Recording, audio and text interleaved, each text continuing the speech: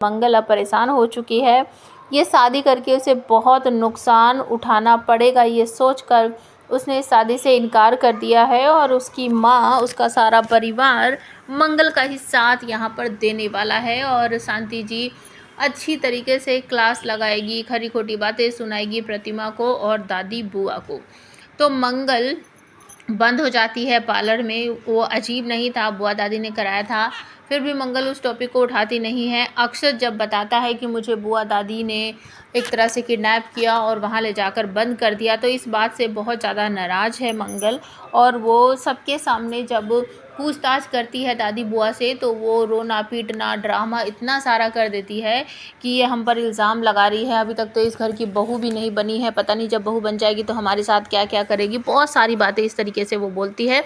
और प्रतिमा जो है वो भी अब बुआ दादी के हाँ में हाँ मिलाने लगी है और एक तरह से वो मंगल को ही दोषी ठहराती है कि तुम्हें शादी करने का हक नहीं है, तुम्हें दूसरी शादी हो रही है, फिर भी तुम इतना ड्रामा कर रही हो। हमारा पोता तो बहुत अच्छा है, उसे तो हज़ारों लड़कियां मिल सकती हैं और तुम डिवोर्सी से या फिर तलाकशुदा औरत से वो क्यों शादी करेगा जिसके इतने बड़े बड़े बच्चे हैं। तो एक तरह से वो मंगल पर एहसान कर रही है, उसे बेचारी दिखा रही है। तो शांति जी यहाँ पर भड़क पड़ती है और कहती है, प्रतिमा जी ये क्या हो रहा है, दादी जी ये क्या हो रहा है, आप हमारी मंगल को अकेला समझ रहे हो क्या? मैं उसके साथ खड़ी हूँ और मेरी मंगल किसी के भरोसे नहीं है, उसे किसी भी आदमी की कोई ज़रूरत नहीं है। मेरी बेटी अपने पैरों पर खड़ी है, अपना खर्चा और अपने बच्चों की देखरेख वो खुद कर सकती है।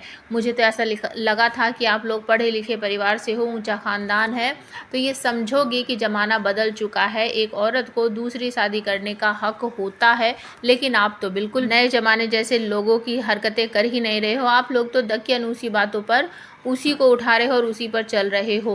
तो हम अपनी बेटी की शादी आपके घर में करवा कर बहुत ज़्यादा पछताएंगे, इससे अच्छा है कि हमें रिश्ता ही ना करें। और मंगल कह देती है कि जब मेरा अक्षत को इस घर में कोई मारने की कोशिश कर सकता है, उसे बंद कर सकता है, तो आगे पता नहीं क्या होगा क्या नहीं होगा। और जब कपिल यहाँ पर कुछ भी नहीं बोलता है तो मंगल कह देती है कि मुझे ये शादी नहीं करनी है, मुझे अपने बच्चों की देखरेख करनी है, उनको संभालना है। अगर कोई मेरा इसमें साथ देगा तो ठीक है, नहीं तो मुझे किसी के साथ बंद कर रहने की ज़रूरत नहीं है।